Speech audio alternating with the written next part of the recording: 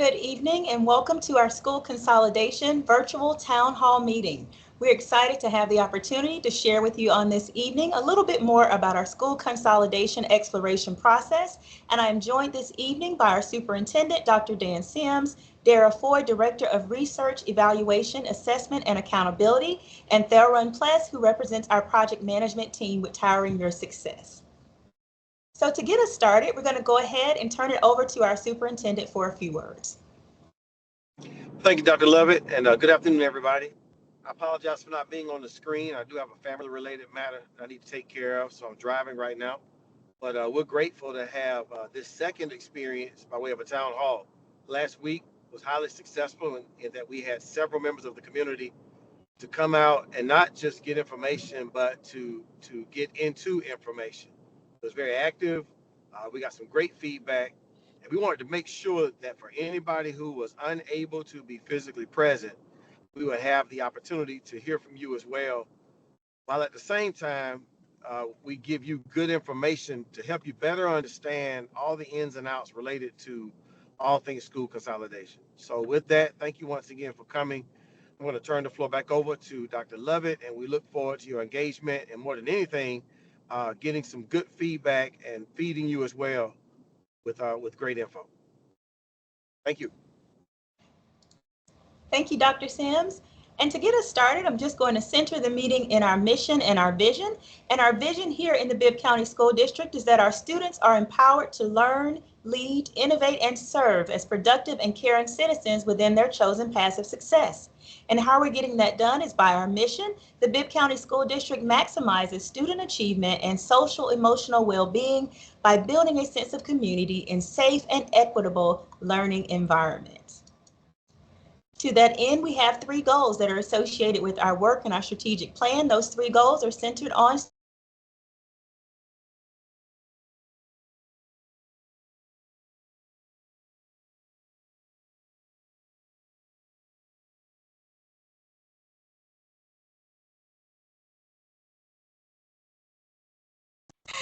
All right, and I'm going to go back. I think I was muted that whole time as I was advancing the slides, but I just want to bring you back to our mission and our vision here in the district. Our mission is that the Bibb County School District maximizes student achievement and social emotional well-being by building a sense of community in safe and equitable learning environments. And our vision, our students are empowered to learn, to lead, innovate, and serve as productive and caring citizens within their chosen paths of success. Here you have our 3 goals associated with the district strategic plan, and those 3 goals are student achievement, staff effectiveness, and stakeholder engagement. And those goals are guided by the following principles: personalized learning, collaboration, engagement, safety, and effective leadership. And finally, you have our learner outcomes, which we call the 4Me outcomes. Those are that our learners will be matched and enrolled, motivated to enlist, motive for entrepreneurship, and meaningfully employed as a result of their time here with us in the Bibb County School District. Finally, our strategy map, and this strategy map is very important to us. This represents what we call a theory of action, and part of that theory of action surrounds building stakeholder engagement. This virtual town hall is one way in which we are building our stakeholder engagement, and we firmly believe if we build the stakeholder engagement of students, parents, staff, and community, and strengthen staff effectiveness to drive teaching and learning, we will indeed maximize student achievement.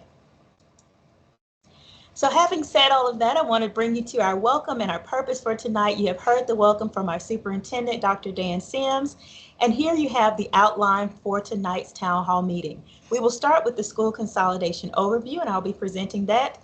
We also then have some information coming from Dara Foy, who's our Director of Research, Evaluation, Assessment, and Accountability, and she'll be sharing our student enrollment trends, followed by a question and answer session, which will be partially monitored and moderated tonight by our project manager, Thelrun Pless, as well as our communications team in the background.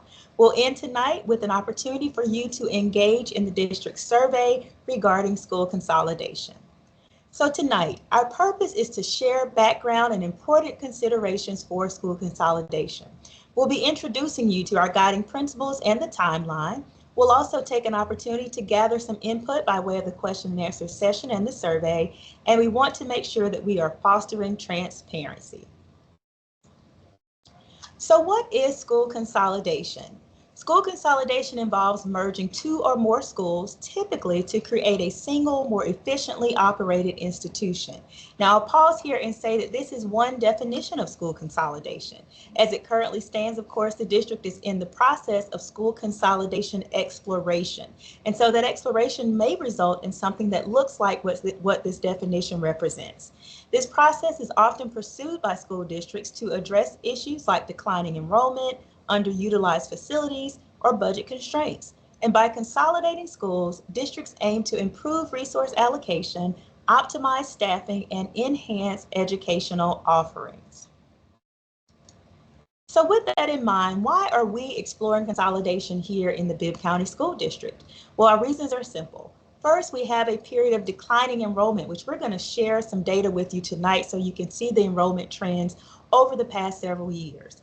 We're also planning against budget constraints. We want to make sure that as we are doing our planning now and well into the future, that we have taken into consideration ways in which we can increase cost efficiency and look at how we can better utilize our budget. We're also looking at facility needs as a part of this exploration. And finally, we have a goal of improved resource allocation and support for our students. So here you have the core elements of the school consolidation exploration process. The first element is transparency.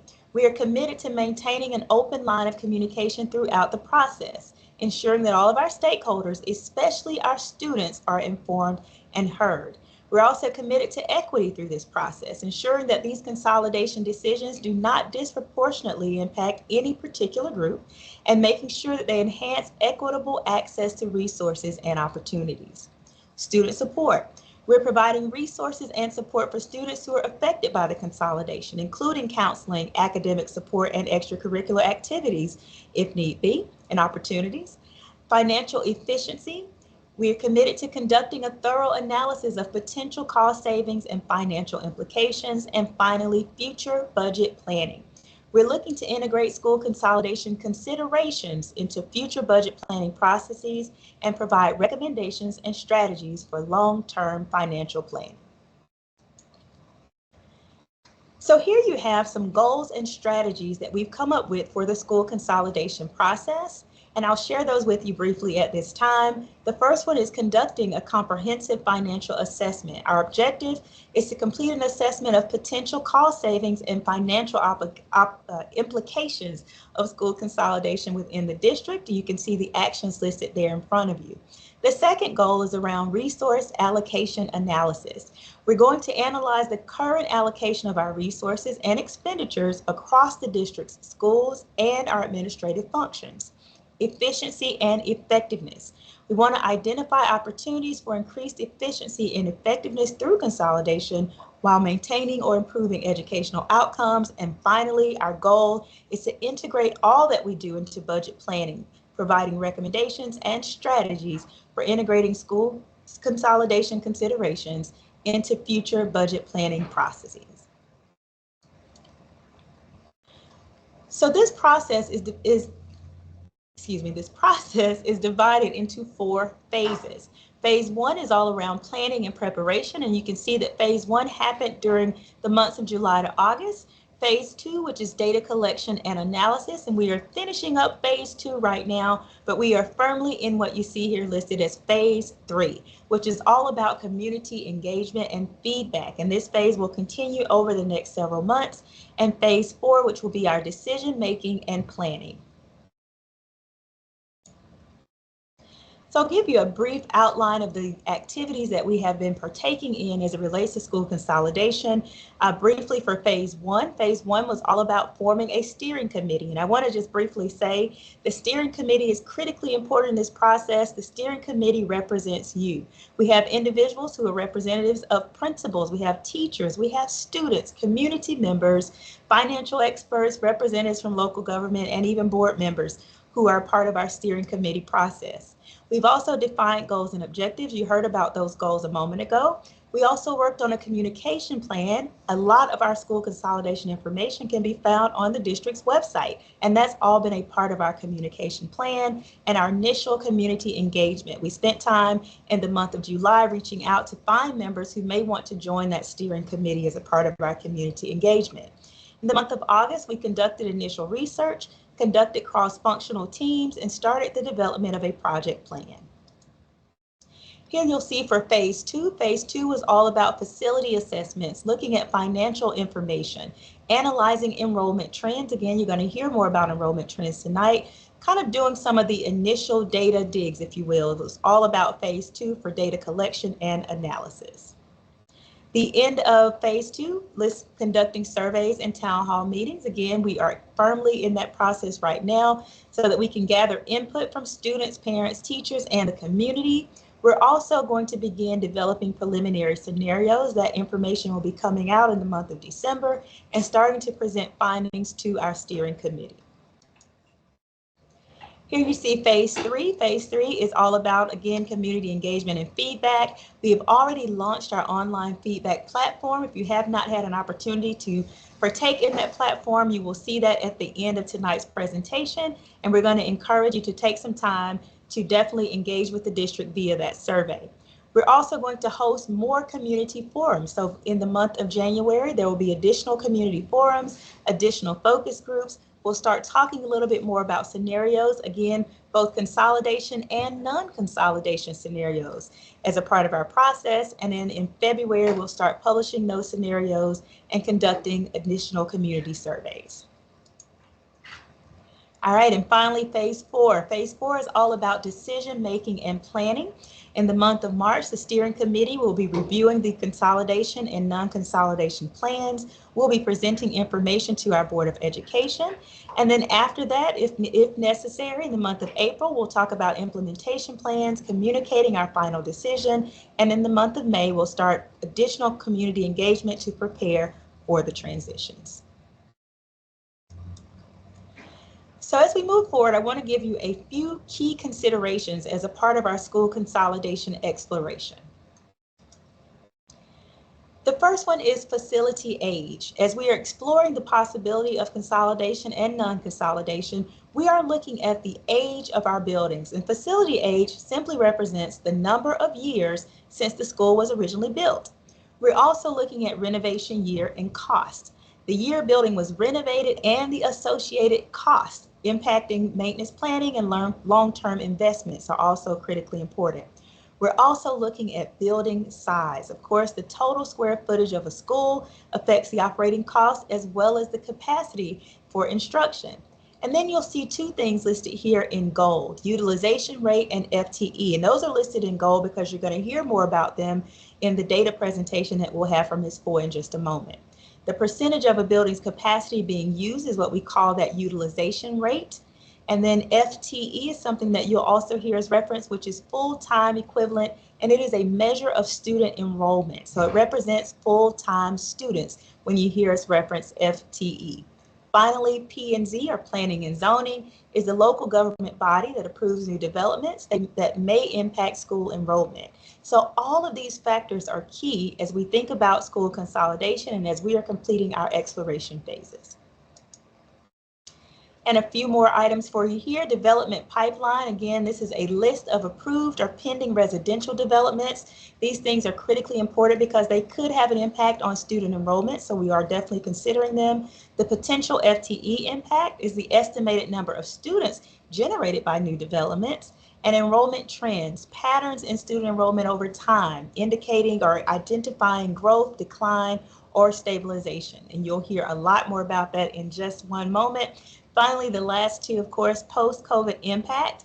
Of course, many districts, including us here in Bibb County, we saw changes in enrollment after the COVID-19 pandemic, which affected both our planning and our capacity, as well as per pupil spending. And that word per pupil spending is critically important because it refers to the district spending per student. And this covers both the operational costs, the instructional costs, as well as the facility costs that we dedicate to each building, and we call that the per pupil spending.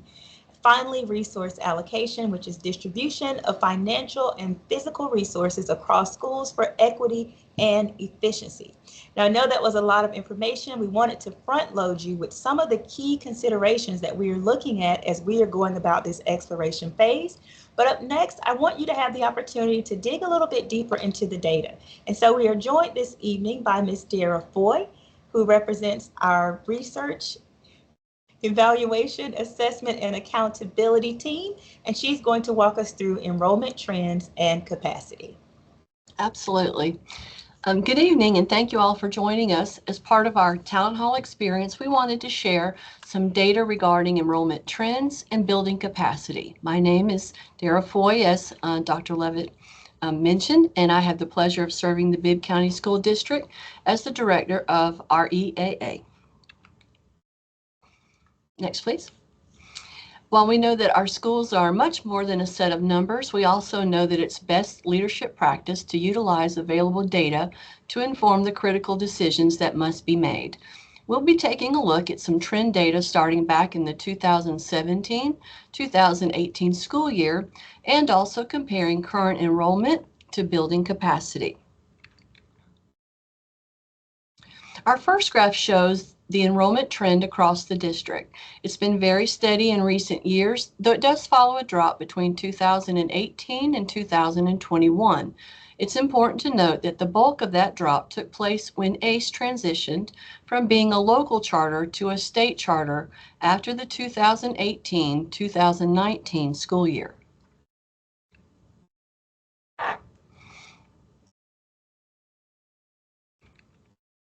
And here you see the same enrollment information on the bottom in blue up against our building capacity, which is at the top in gold. While this shows the district overview, we're also going to break down this information in multiple ways. So you'll see it by the district, by educational stages, and by zones. Recall that capacity is based on all classrooms having 22 students in each room at the same time. Next, we'll look at enrollment across the district elementary schools. Over the past 5 years, those numbers have had minimal fluctuations between the current 10,621 students and 10,776 students in 2021. And when you compare that enrollment to our capacity, you can see that we have space for over 2,000 additional students.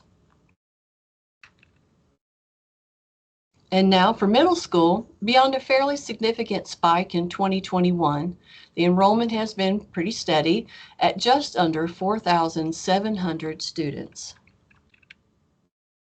And again, comparing that enrollment to capacity for middle school, we have space for about 400 more students, much less than we have at the elementary level.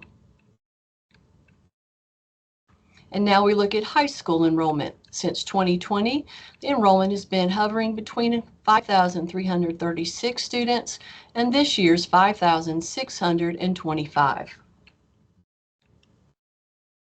Compared to capacity, we would cap out at exactly 1,000 additional high school students. Next, we'll review these same trends, but now by attendance zone. We'll start with the central zone.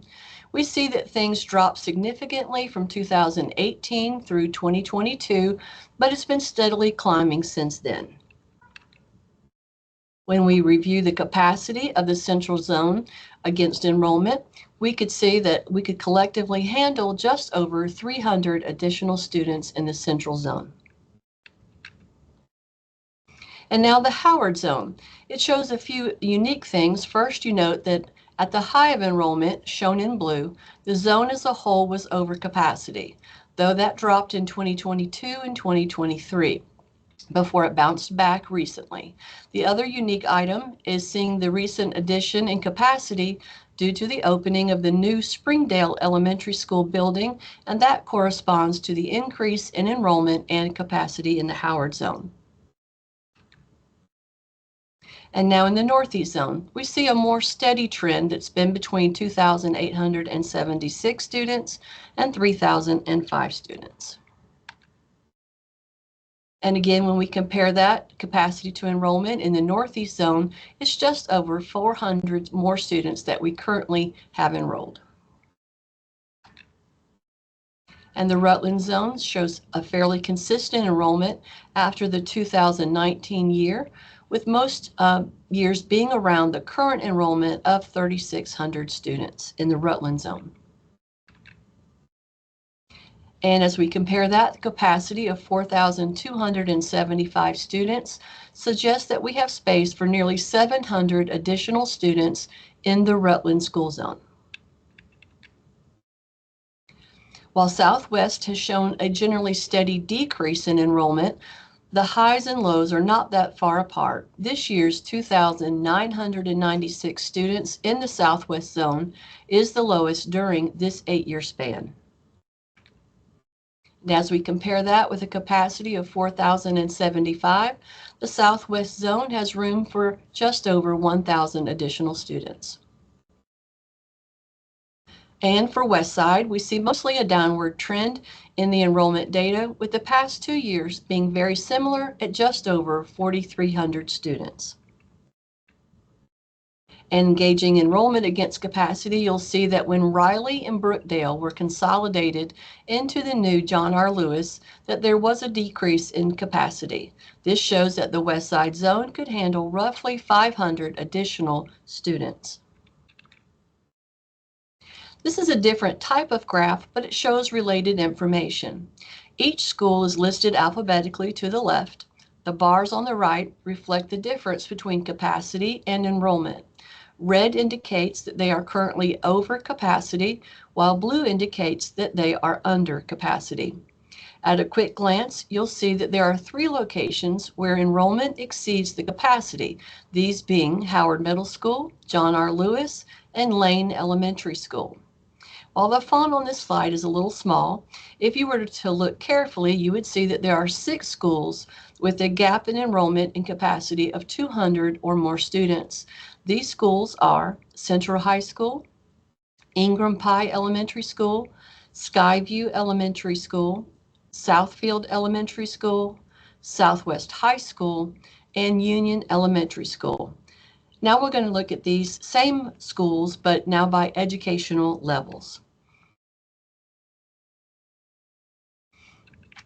And so we're going to look first at elementary. If we look just at elementary school, you get a feel for the schools that have the most available space. Aside from the aforementioned schools that have room for 200 or more students, we also see that Hurd Elementary School has room for 179 students, and Williams Elementary has room for 181 students. And now middle. In middle school, while Howard Middle School is beyond capacity by 74 students, we see that the 2 middle schools with the most space are Ballard Hudson, with room for 129 more students, and Miller Middle School that could handle an additional 186 students. And finally, high school. In the area of high school, all schools have additional space, but you do see that there's a large difference between the lower 4, which have room for about 80 students, and the 2 with the most space, which are Central High School at 333 and Southwest High School at 340. And finally, when we consider capacity by zone, we first look at the central zone. Note that we do have many magnet schools in the central zone, so the movement from elementary to middle school to high school is not as consistent as it is in some of the other zones. Here we note that Williams Elementary has space for 181 students, Miller Middle School has room for 186 students, and Central High School has room for 333 students. And now in the Howard zone, we do see the 2 of 3 schools that are the most beyond capacity here in Howard Middle School and Lane Elementary School. The newly renovated Springdale has the most opportunity for increased enrollment, with room for about 140 or more students. And in the Northeast zone, all schools could handle somewhere between 73 and 118 students, with Burned Elementary School having the most room at 118. And in the Rutland zone, we do see some variability in space, with the two elementary schools having substantial opportunity for growth, that being Hurd at 179 and Skyview at 227, while Rutland Middle School is near capacity with room for only 51 more students. And in the Southwest zone, we see that all of the schools have room for at least 115 more students. Ingram Pie Elementary School has room for 200 more, while Southfield Elementary School is nearly 300, and Southwest High School is at 340. And last, we consider the West Side zone. While John R. Lewis is just above capacity, we see two of the elementary schools with room for significantly more students, being Heritage having room for 126 and Union having room for 200 or more students. Veterans is near capacity with room for only 10 more students. And with that, I thank you for your time and attention, and I'll turn you back over to your moderator. All right, thank you, Ms. Boyd, for that information, and that deeper dive into our enrollment information. Is very important to consider enrollment versus capacity, as that is a key consideration as we do the school consolidation exploration. Now, at this time, we want to give you the opportunity to pose questions, and I'll give you the guidelines for the question and answer session. So you will submit your questions using the chat feature that is in the Teams that you're looking at now. You'll submit your questions at any time. We have a moderation process in which questions will be reviewed and selected by the moderator to ensure a range of topics are covered. And note, similar questions may be grouped to optimize response time. And then we'll offer live responses. We have several individuals who are on tonight who can help with those questions, representing various areas and various departments here within the district. We'll respond to those questions during the designated question and answer segment. And all questions, it's very important for you to know that all questions will be reviewed and taken into consideration by the district. If there's a question that's posed tonight that doesn't get an opportunity to be asked on the live segment, we are still taking those questions into consideration. And if for some reason we have a set of questions that are some frequently asked questions, there will be follow-up response that may be provided after the event, and that's going to be on our district's website, on our school consolidation page. And finally, just a quick reminder around etiquette. We want you to just make sure that you keep the questions concise and relevant, of course, to the topics that we're sharing tonight. We're going to do our best to answer those questions for you, and we do ask that you remain respectful in professional language as you're sharing those questions. At this time, it is our honor to answer your questions, so we will give you a moment to drop your questions in the chat feature, and I will ask my moderator to join us at this time to ask those questions live. Good afternoon, Dr. Lovett, or good evening. At this time, we are still waiting on questions to be entered into the chat. Okay, thank you for that information. So again, I see questions are coming up. Okay, thank you. Stephanie, I'll let you pose those questions when you're ready. Our first question, how do teachers feel about this consolidation, and how will class sizes be affected? Okay, thank you for that first question. In terms of teachers, and we want to make sure that we share and continue to stress and share that we do have the opportunity to gather the voices of many individuals, and certainly encourage our teachers to take part in our district survey so that we can get a sense of how they're feeling as it relates to school consolidation. We also have teachers who are represented on the stakeholder committee that we have, the steering committee. And so in terms of how teachers are feeling, we are still gauging right now to get a good sense of how teachers are feeling about it. In terms of class sizes, depending on what will happen or what may or may not happen with the consolidation or non-consolidation, class sizes could potentially either increase or they may decrease. But again, that's something that once we get a little further in the process, we'll be able to provide a lot more information on. Okay, we have another question. In a non-consolidation scenario, what will happen to the schools, the students, and educators? Okay, so thank you for that question. In a non-consolidation scenario, and I appreciate that because we are exploring both sides.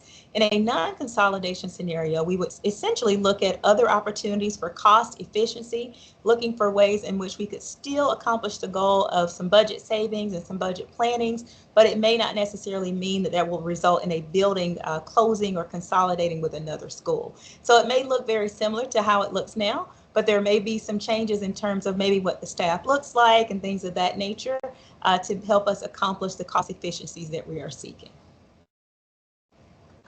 Our next question, would allowing students to apply out of district be a solution for increasing enrollment? Okay, so I'm going to, let me see here.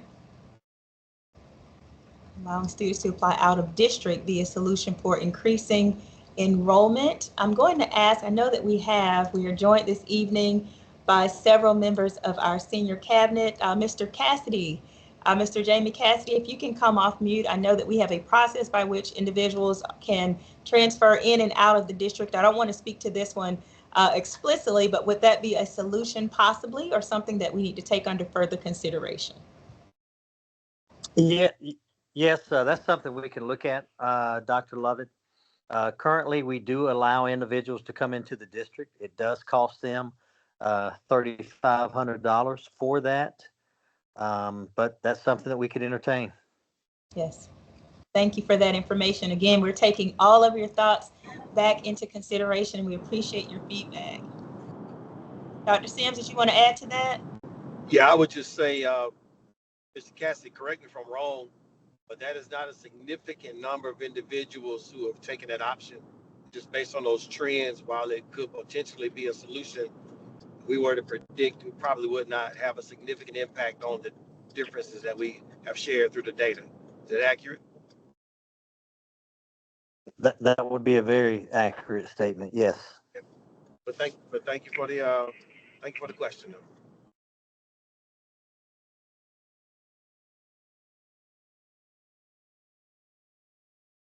I'm catching up. The questions are flooding in now. How will the culture of the schools that are up for consolidation be addressed as staffs and students merge if there is consolidation? Yes, we appreciate that question. And that is one reason why it is so critically important to us that we have as many stakeholders coming to the table as possible. One of the things that we have heard just in feedback has been about preserving those school cultures and those different things that matter in terms of school traditions and the things that are most important to our individual neighborhoods and communities. And so as we consider the possibility of consolidation, once we get further in that process, we would allow for those opportunities to be brought forward as well. Maybe looking at ways in which we could merge some of the school climate, or some, not school climate, but some of those school traditions, or even, things such as, I can't even think of the words, but just making sure that there's a possibility and an opportunity for us to bring those pieces together. So we wouldn't be looking to completely eliminate the identity of one school over the other, but to bring those two together in a meaningful way. And I know that's something that has been successfully done here in the Bibb County School District in previous years under similar scenarios. And anyone else from the team, please feel free to jump on and add to that if you'd like. Yeah, this is Dr. Sims. If I could jump in, one of the things we will definitely lean on if we are in that space is historical context, and not just for people who've been through consolidation in Macon, but people who've been through consolidation. And I'm sure there's at least one person. I can be that one person. I actually went through consolidation my junior to senior year. So I remember vividly that experience and what had to happen, and I'm sure there are others. So just know that while we'll have our own ideas, we will lean on those who've been through that space, who have concerns and potential areas to look at so that we don't miss anything. And as I hear you say culture, it makes me think about the bringing together of communities, bringing together neighborhoods, different streets, and all the things we want to anticipate, and making sure and bringing together different faculty members, all the potential things that will bring different people together.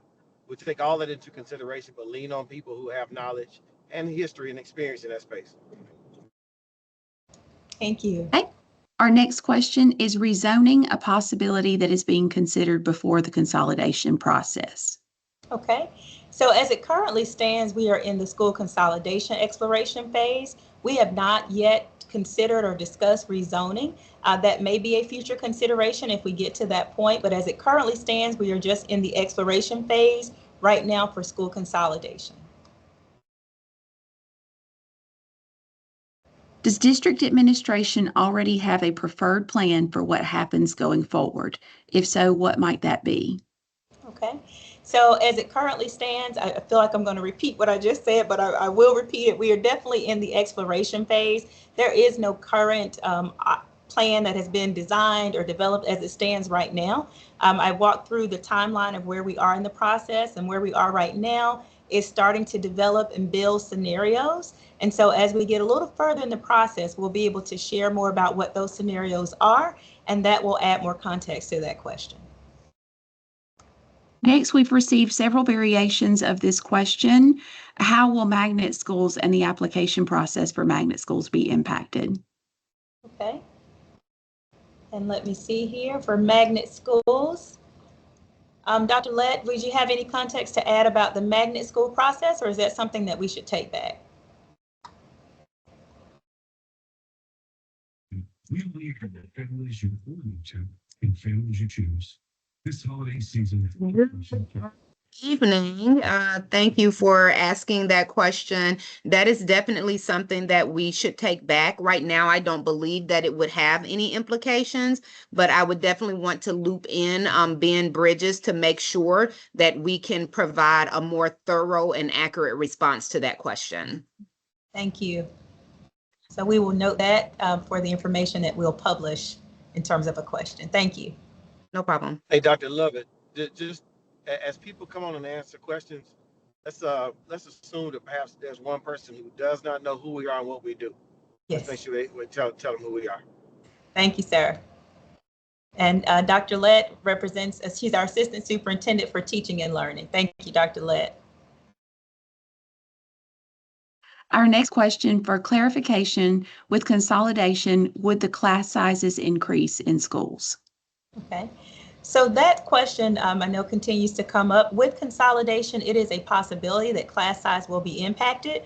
It is too early for us to say right now because we have not yet published or developed those scenarios, but it's a little early to say, but there is a possibility that class size can be impacted. In some cases, that may mean larger class sizes, in others it may not. But we're not yet at the point where we're able to definitively say that there will be large class sizes overall. Could I add one nugget on that, Dr. Lovett? Please. Just one thing to consider, everyone, is that when we talk, let's say hypothetically we consolidate 2 schools, which would mean that we see space in a school to increase populations, which would translate to not only increasing students, but increasing staff. So just know that a critical part of this will not just be adding more students with the same staff, Right. but as students go, so will staff allocations. And that's going to help us to control the class sizes. And it will always be our goal to maintain reasonable class sizes. But to Dr. Lovett's point, definitely a possibility, but it's important to note that fact. We're not just talking about moving students. Thank you, sir.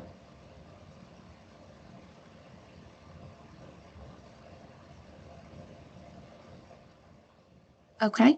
Is there an option for a 4-day school week to save cost and efficiency? So I think this individual is looking at various opportunities for savings as well. Yeah, and we appreciate the feedback. We appreciate the idea. That is something that is not currently under consideration as a part of the exploration process, but that is certainly something we can take back. So we appreciate that question. When we look at the data, where have students who have left the district within the last 5 years gone? Is there a pattern? Okay. All right, I'm going to ask Ms. Foy to come back on. If you can talk a little bit about the patterns that you all have seen, if you've been able to identify any patterns.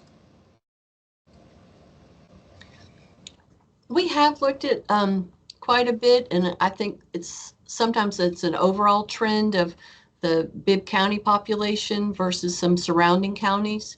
It's also, there's an increased number of other educational opportunities, whether it be like the Georgia Cyber Academy, things like that, that are giving students and families other additional options to choose from. But nothing that we've pinpointed as to like a cause or a reason at the current moment. Thank you. What happens to students that may need additional help or attention and support? Okay, I'm going to ask Mr. Cassidy, our Assistant Superintendent of Student Affairs, to come back on and talk a little bit more about support for students.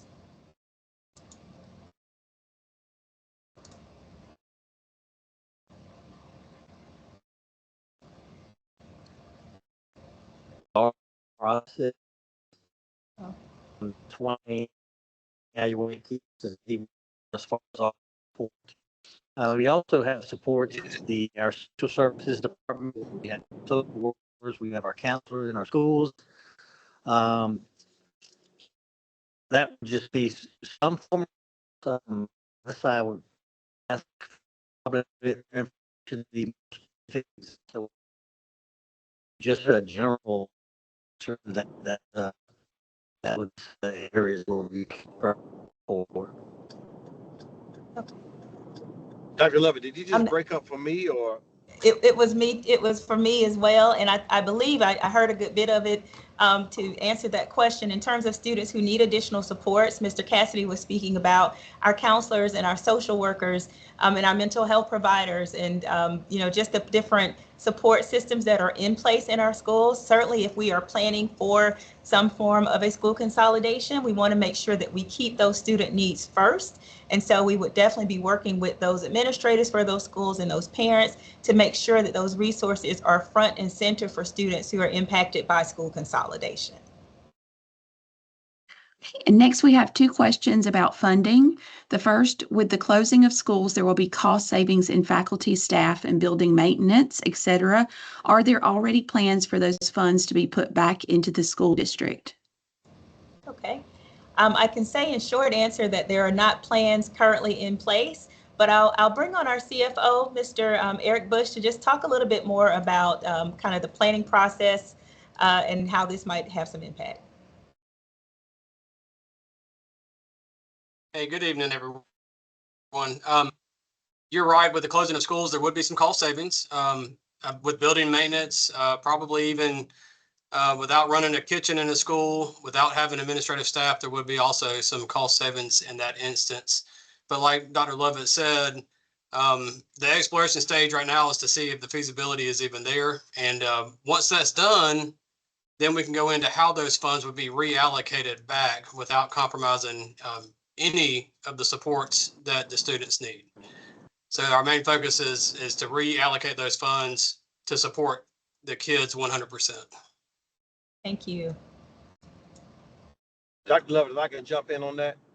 Yes. And I want to use this question as an opportunity, everybody to stay involved and engaged throughout this process, including our upcoming budget season. And every time our budget season rolls around, it is led by an identified set of budget priorities. Those budget priorities are used to better help us to allocate funds, whether those are additional funds available through consolidation or what we have currently on hand.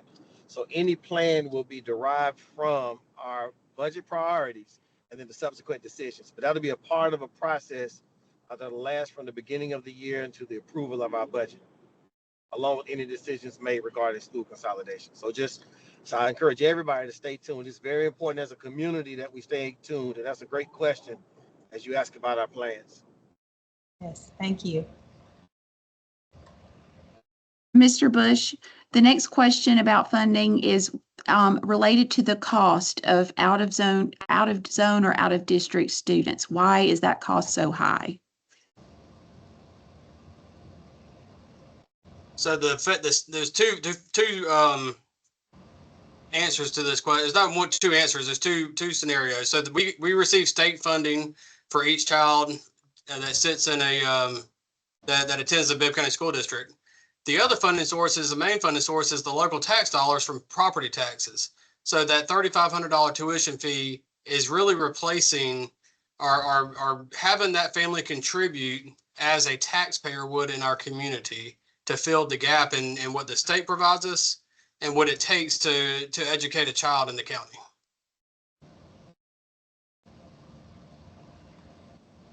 Okay. If the school you work at is consolidated, will staff have to apply for a position at the new school? Okay. I'm going to ask Mr. Emmanuel Frazier, our Assistant Superintendent for Human Resources, to come on board.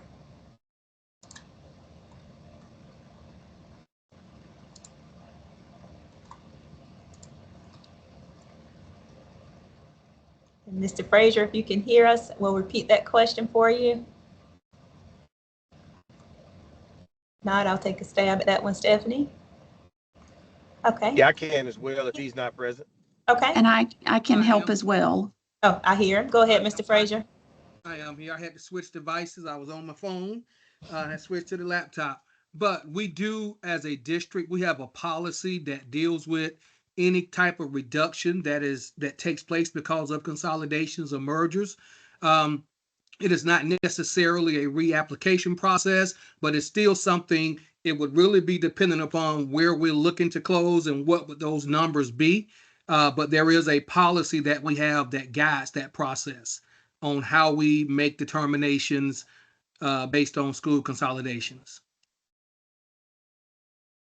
Thank you, Sarah. What is Bibb County doing to actively attract more families and students, if anything, since there seems to be a more competition in this market? Dr. Sim, you want to take that? Yeah, sure. Yeah, sure. I mean, number one, you know, our social media presence, the way that we communicate information, our engagement with our current families, and just how our families talk about their experience is one of the main ways to attract families. We recognize that people have decisions to make whether they want to go private school, charter school, virtual school, or Bibb County. So we just continue to do the best job that we can to let people into the walls of knowing the work that we do and hoping that our families open up their mouths as well. And while, as is the case with any human organization, there are glitches, there are challenges overall, and I can say this from the bottom of my heart and professionally, we continue to bless the lives of students. And it's just a matter of us getting that good word out. The other piece, though, is that you make me think about is not just attracting families to Bibb County schools, but attracting families to Bibb County. So we're very careful to maintain strong relationships with our city government, with other organizational entities as we work together to show that not only are we a viable school system, but we're a viable city, a great place to live, a great place to raise your family. So we just stay at the table with our educational partners and other people so that we work together and not in this silo of being this school system independent of a community, to show the whole system of how this can be a great place for people to live, work, and thrive. So just know that we're going to need your help and other people's help in continuing to tell the good news about what's happening on a daily basis in all of our buildings, not just with graduation and not just with the growth of our students, but the overall experience that students have the chance to encounter on a daily basis from loving and caring adults. Thank you, Sarah. How will the district take into consideration the neighborhood climate changes that would occur by merging neighborhoods that do not typically interact with each other? I'm just reading that again. Okay. Yeah, and so I see that, and thank you for that question. I see that it was a reference also to what had happened at a previous school. And that's something that, again, as we go through the process, we want to make sure that we bring community members together, that we have an opportunity to really plan for what that consolidated school situation will look like, so that we can preserve those identities as much as possible to create, this beautiful identity together. I mean, that's really why we want to make sure that we have stakeholder engagement as a part of the school consolidation exploration process. But again, as we get further down the road, as we get closer to scenarios, you'll start hearing us talk a little bit more about more specifics in terms of the neighborhoods that may be impacted, and having those neighborhoods really have an opportunity to lend their voice as well. Dr. Lovett, if I may add, and I can speak this from firsthand experience, I was that member of the junior class, and I sat in the room with Russell High School students, Hateville High School students, and College Park High School students. And we hashed it out for some time as students. We were a critical voice in the process. I'm an old man, and I remember how valuable that process was to us becoming this brand new school. So just know a critical part of this will be grabbing that student voice and making sure that they are present and if there's anybody who's able to be transparent with us, we have learned it is our students. So they will be a critical part of the process of any hypotheticals of bringing neighborhoods and students who are not used to interacting with each other together, and we'll use their strength to make that a smooth process. Thank you, sir. Will there be enough certified teachers to teach? Currently, there are it's visible that there are many long-term subs in the buildings. Okay. Mr. Frazier, can you take that one? Yes, and we know the climate in education today is that it is a very competitive market. Nationwide, we've seen decreases in the number of individuals that are going into education, and that's why we're actively recruiting from all segments, traditionally sourced teachers and teachers who want to take education as a second career. But what you will find is if there was a situation where consolidation occurs, you're going to see some efficiencies where we may have schools that are extremely small, that may have an over allotment of teachers based on the size of that school. You're going to see those efficiencies play out where we may actually see more certified teachers as a result of this. So it's not really a simple cookie cutter answer, but it's really dependent upon what kind of consolidation takes place and where we are in the space of recruitment and retention at that time. Thank you, sir. Okay, and our final question, if this goes forward, will parents be notified well in advance to prepare? This has been an inconvenience to find out at the last minute in the past for school zones on the day of registration. And so I know that we do communicate. We want to make sure that you stay connected with us by Remind. And Dr. Lovett, I'll go ahead and turn the question over to you. Okay, well, you could definitely keep going, Stephanie, in the various ways that we communicate with parents. But I will say, just generally speaking, part of why we are doing the town halls now, why we're doing the surveys, why we have our district website available to you, is we want to keep you informed at every stage of the process. It is our goal that parents are brought along on this journey with us so that you know exactly what we're doing, you know what those possibilities may be, and then you'll know when those decisions are made. So it is our goal to ensure that there are no changes that come up at the last minute. And we're going to do our best to continue communicating with you via all the means that we have available to us. And Stephanie, certainly if there's anything else to add on the communication side, please certainly do.